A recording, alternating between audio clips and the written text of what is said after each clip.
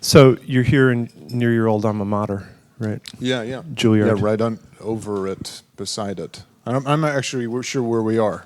We're Are we above Juilliard or? we're in the Rose Building. Oh, okay, in cool. Juilliard's, yeah, and that's where you met your wife, I know. Right. Yeah. Yeah.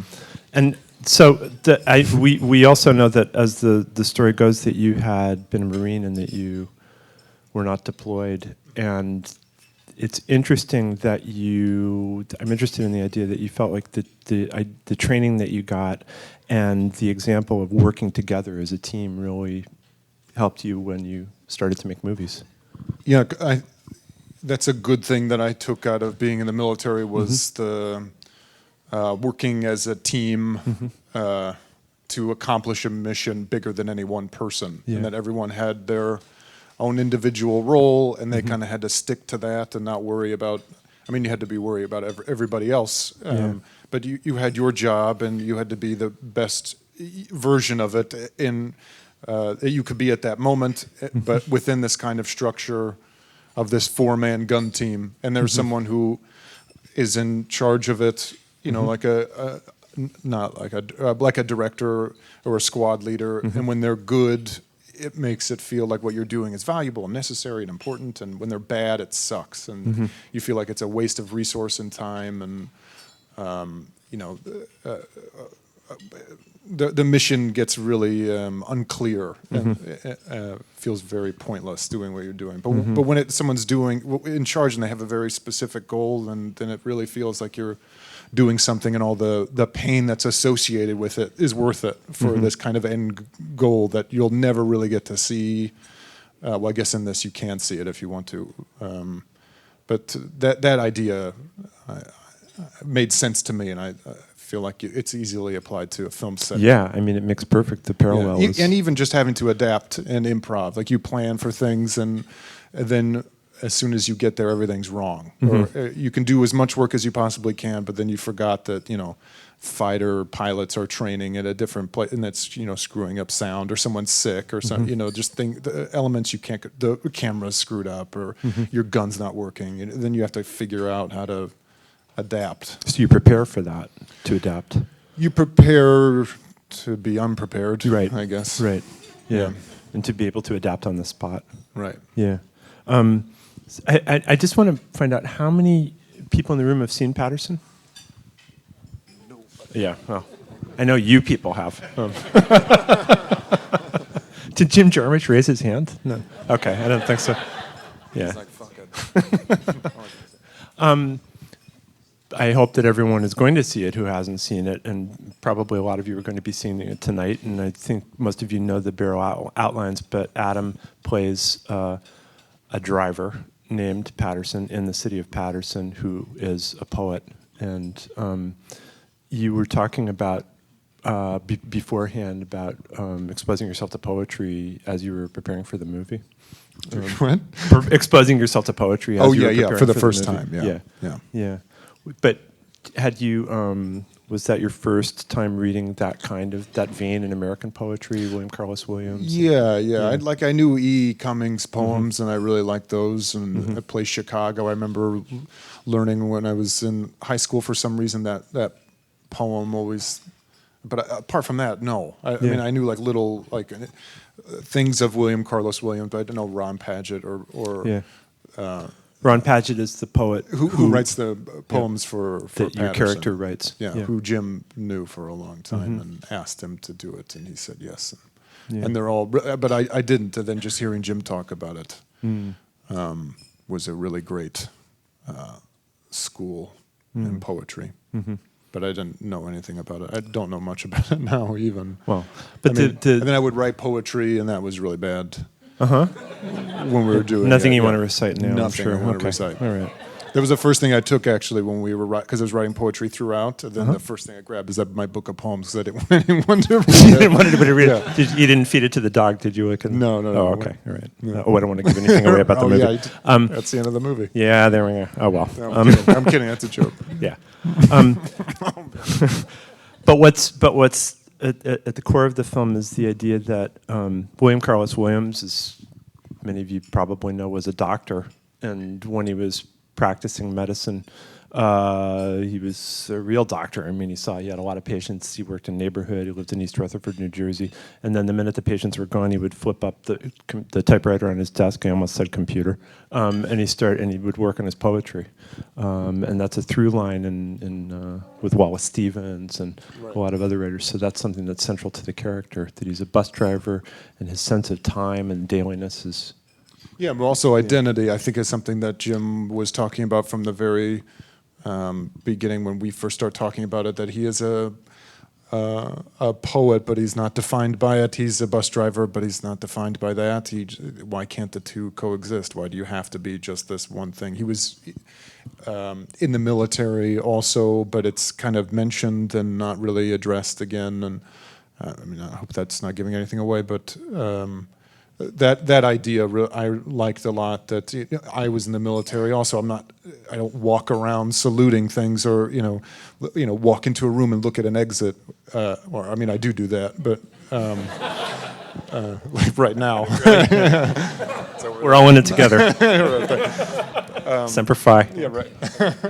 But I don't think that, like, that's just that thing I did, and I took the good things from it that worked for me, and tried to forget the things that didn't work or that I didn't like about it. And that's not it's not who I am. It's terrible as. You were going to interrupt me. I was, but then I didn't. So I was just letting you go on, I guess. Yeah. No, but we were talking about the sense of.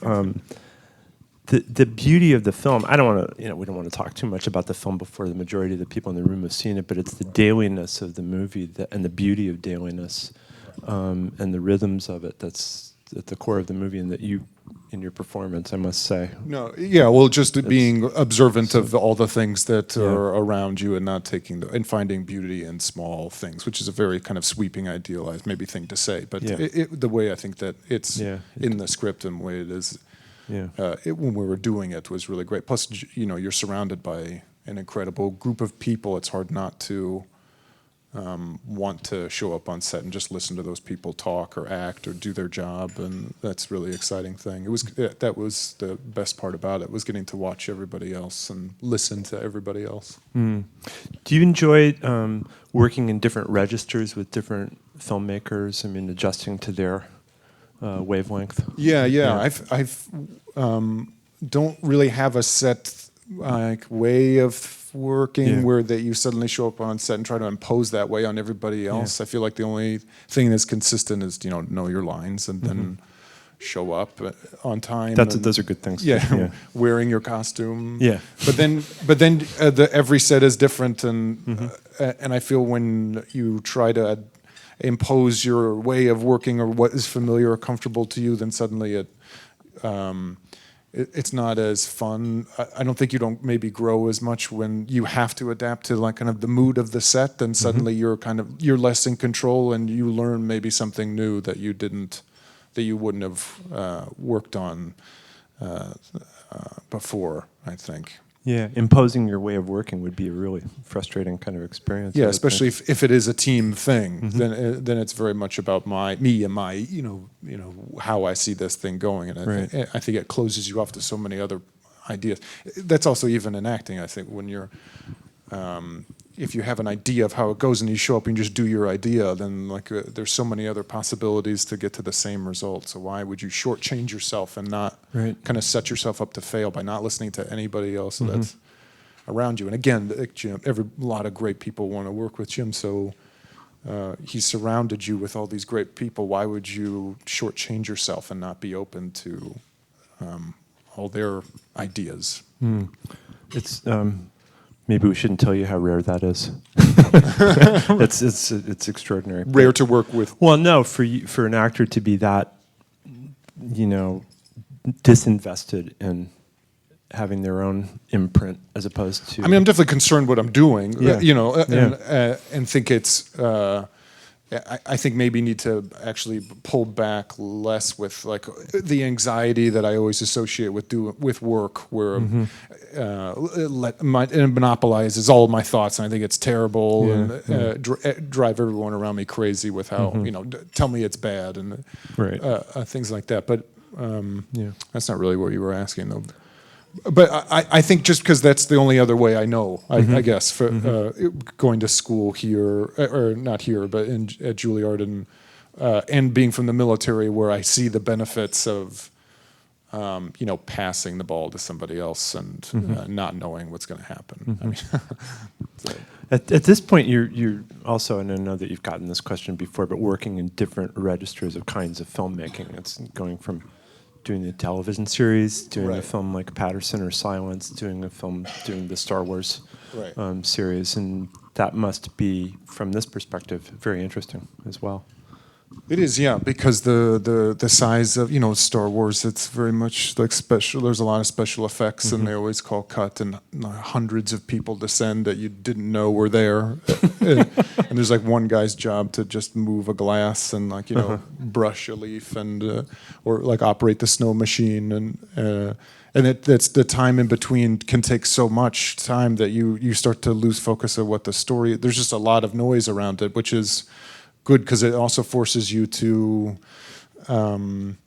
get out of your rhythm. You have to you can't really keep it going in between takes because it might be another hour before you get a chance to do it again. Whereas something like this movie, we had so much time to it felt like a conversation in between takes that just kind of at some point they started rolling, but we continued our ideas of the scene, what we're talking about. The pace was completely different. There's no right way. It was just a different thing, but it forces you to not. Again, I guess I'm just repeating myself. Come in with an idea, I only have this. This is what makes me comfortable. Everybody else adjust. The hundreds of people that are relying on you, I guess, is more clear when you're on a bigger budget movie. Right. Because if you don't do your job, then so many other people are kind of screwed. Even if it means showing up on time. No one lives in the film set. They have lives outside of it. So they're kind of depending on you to do your part so they can go home. I just got bored in my own answer. Anyway, that's I don't know exactly what's the difference, I guess, but I guess the way in working. What about the green screen experience, acting with I think because I didn't really have that very much with Star Wars, actually, because everything was practical. JJ wanted to do everything with the actual puppets and things like that. The little times that we did do it, I was really bad at it. I kept looking at the wrong X and on the wall because it's hard to, hear a voice and not to try to connect it, with the face. Right. I remember Alan Arkin, I was talking to him once, he was saying, I'd love to do one of those green screen movies and sit there and go, no. But he says that now. But that's going to be uniform throughout the series, I suppose, that template that J.J. Abrams set of trying to work as much as possible with the stuff, where you're talking to at least something, that's listening to you, acting in a void. Yeah. Right. Yeah, a good step. We were just talking about the experience that you had shooting Silence with Martin Scorsese in Taiwan, which was a pretty intense experience, right? Yeah, no, it was definitely the toughest job I think I've ever had to do. Yeah. Yeah. In what way? Well, the crew was I think there were 7 different languages kind of going on set, and the locations were really beautiful, but getting there was kind of a logistical nightmare always. And our costumes were very we're Jesuit priests in the 17th century, so wearing sandals at my feet are very big, so the sandals are supposed to be comically very small and like running up mountains, and we had to lose a bunch of weight for a lot of weight, right? And because they were on a ship headed from Portugal to Macau for 2 years, and he asked us if we would lose it because there's disease and stuff on the ship. So by the time we get there, it's been a 2-year journey. That's the start of the movie, and then we're getting told that no, you can't make this last leg of the trip.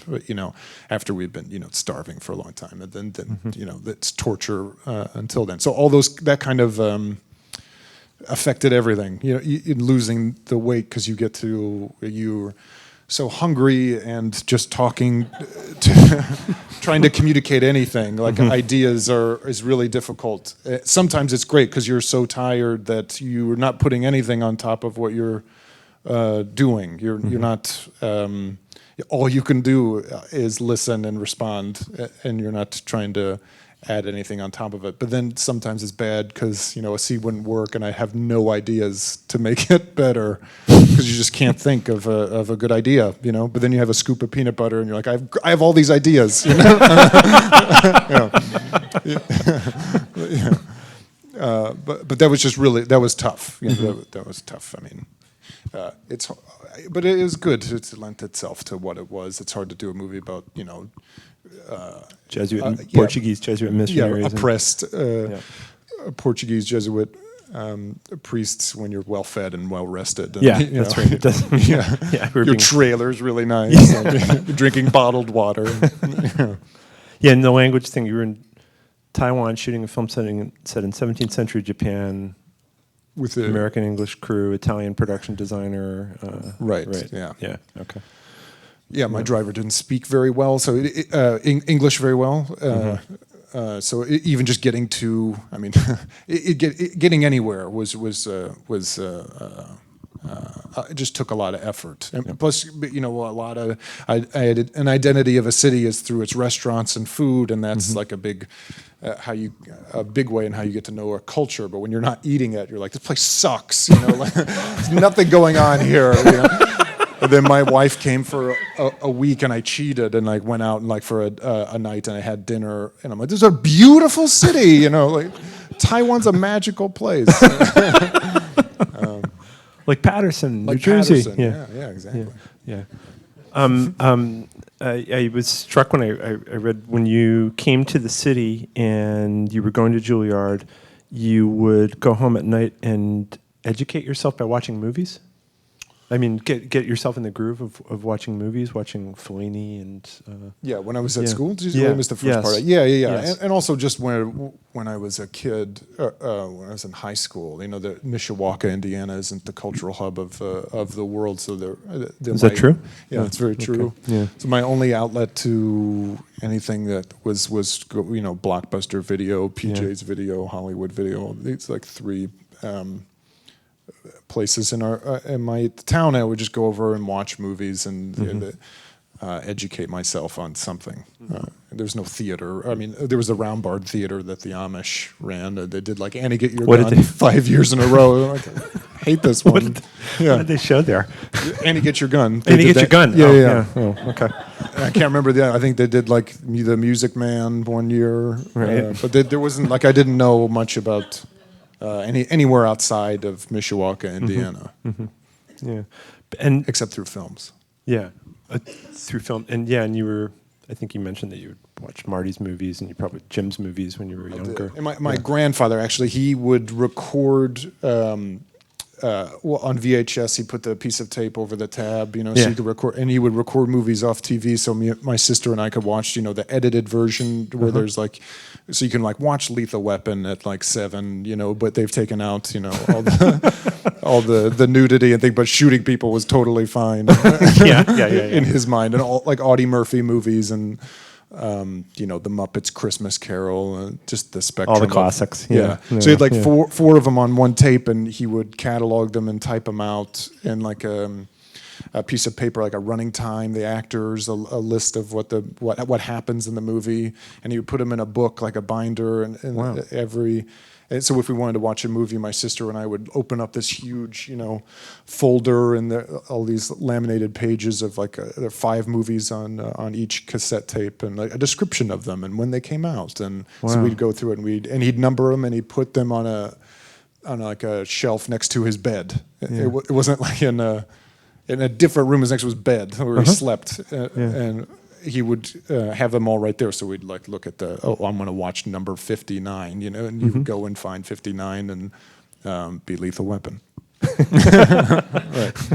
And 5 movies on one tape. SLP, right? That was right. So that was the speed. You can watch all of them. Yeah. Lethal Weapon 1 through 4.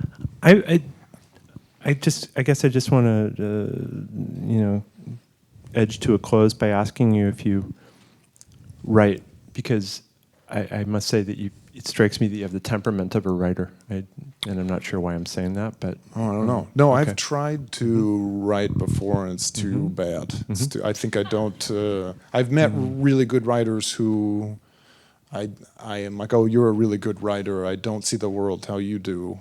I don't think I should try to do what you do. But I don't know how you mean though. I think In the crippling insecurity. in the crippling insecurity that you're displaying for us tonight, out of the goodness of your heart, you're opening yourself up, and just giving it all to us. And but also, I suppose, Drug abuse. yeah. Well,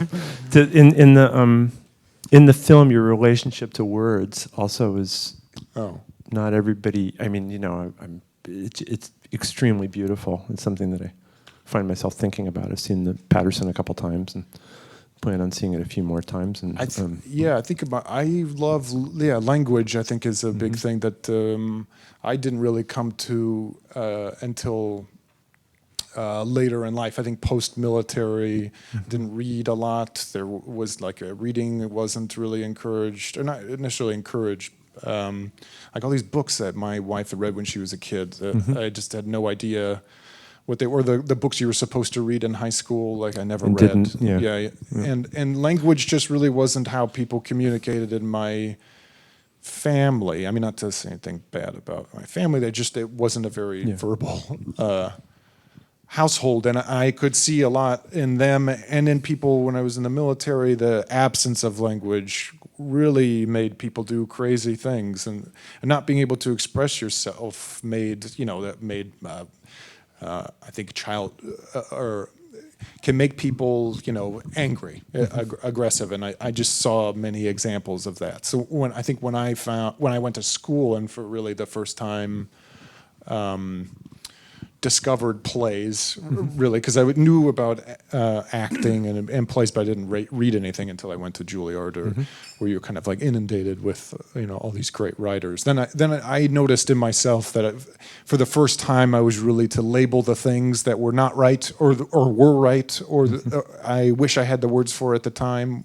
And you're in New York, you're surrounded by all these like really interested and interesting people who are, on the whole, to generalize, very, have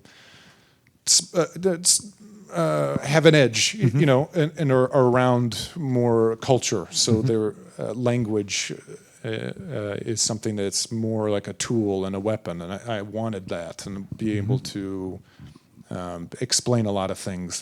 I just can see what a valuable thing it is. And so since then, I've really in love with language and trying to consume as much as I can, and I'm so lucky that I get to do this job where it's based around language and obviously a visual aesthetic and visual storytelling, but using your words is a very powerful thing, and I have a job where I get to do that, which is pretty great. Movement as well, because you move. Yeah, thanks. Your instrument is pretty remarkable, and just. Thank you. Want to make a general observation, pay a general compliment. Oh, okay. Was this okay? Yeah, no, it's cool. Okay, great. Yeah, Thank it's great. you. No, it's great. All right, thank you. Thanks very much. All right, thank you. Adam. Thanks for having me.